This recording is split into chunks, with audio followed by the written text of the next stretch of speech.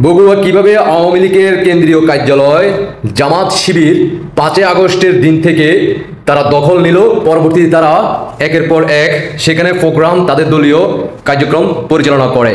যখন সাধারণ জনগণের তুফের মুখে পড়ল, সাংবাদিক গণমাধ্যমে যখন তথ্য প্রকাশ হলো যে জামাতের নেতারা সেখানে আওয়ামী লীগের অফিস দখল করে তারা সেখানে তাদের দলীয় প্রচার চালাচ্ছে, পরবর্তীতে স্থানীয় যারা জনগণ আছে তাদের মুখে যখন সমালোচনার ঝড় তোলে, তখনই তারা তাদের কার্যক্রম বন্ধ করে ইতিমধ্যে তারা স্থান ত্যাগ করে। ইতিমধ্যে আপনারা অনেকে দেখে ফেলছেন, দেশবাসীকে দেখার সুযোগ করে দিবেন।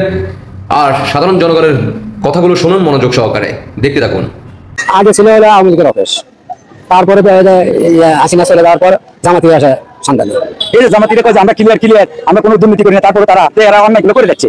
যে অন্যায়গুলো করে যাচ্ছে এটা তো গোটালটাই মানুষের ভুল বুঝে যাচ্ছে, জোর করে তখন করে যাচ্ছে। আওয়ামী লীগের অভাব জামাত ইসলাম পূরণ করতেছে। 5 আগস্টের আগে ছিল এটা আওয়ামী লীগের অফিস, বর্তমানে এটা ছিল জামাত ইসলামের অফিস। তারা এখানে দলীয় কার্যক্রম করতো। আওয়ামী লীগের অফিস দখল করে কার্যক্রম চালাচ্ছে। তাহলে লোকে বলতেছে যে আমরা কোরআন কথা বলতেছি যে একটা ভোট জামাতের দিলে ব্যস্ত হবে, এই কথাটা বলে।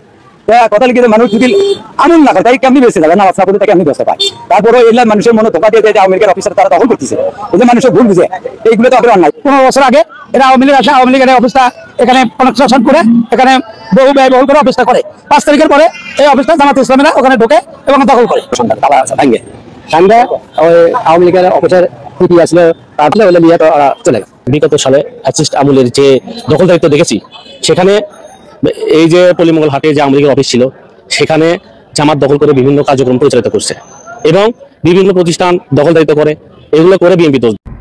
কি দেখলেন তো, জামাতের আমির ডক্টর শফিকুর রহমান, পাশাপাশি জামাতের ছোট বড় ত্যাগী নেতারা, গ্রাম থেকে শহর পর্যায়ে যারা আছে মঞ্চে উঠে বড় বড় কথা বলে।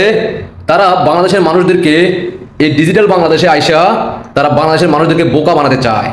তারা ভুলে গেছে মাননীয় প্রধানমন্ত্রী শেখ হাসিনা বঙ্গবন্ধু স্যাটেলাইট মহাকাশে পাঠানোর পরবর্তীতে সবার হাতে স্মার্টফোন, সবার হাতে যখন ডিজিটাল বাংলাদেশে মানুষ ফ্রিল্যান্সার হিসেবে কাজ করা শুরু করে, ফেসবুক, ইউটিউব, টিকটক থেকে শুরু করে বিভিন্ন প্ল্যাটফর্মে, এই সময় এসে তারা বাংলাদেশের মানুষদেরকে ধোঁকা দেওয়ার চেষ্টা করছিল।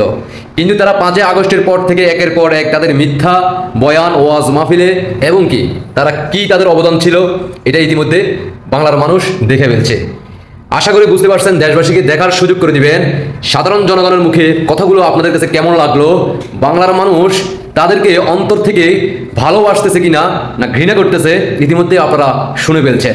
তাই আপনারা যারা জয় বাংলার সৈনিক ভাই বোনদের দৃষ্টি আকর্ষণ করে বলবো, সর্বোচ্চ শেয়ার করবেন, যাতে করে সারা বাংলাদেশের যে কোনো প্রান্তে, এলাকায়, মহল্লায় এই ধরনের যারা কাজ করবে তাদের বিরুদ্ধে সাধারণ জনগণ এভাবে গর্জে উঠবে, কথা বলবে, তার পরবর্তীতে বাংলার মানুষ জানতে পারবে।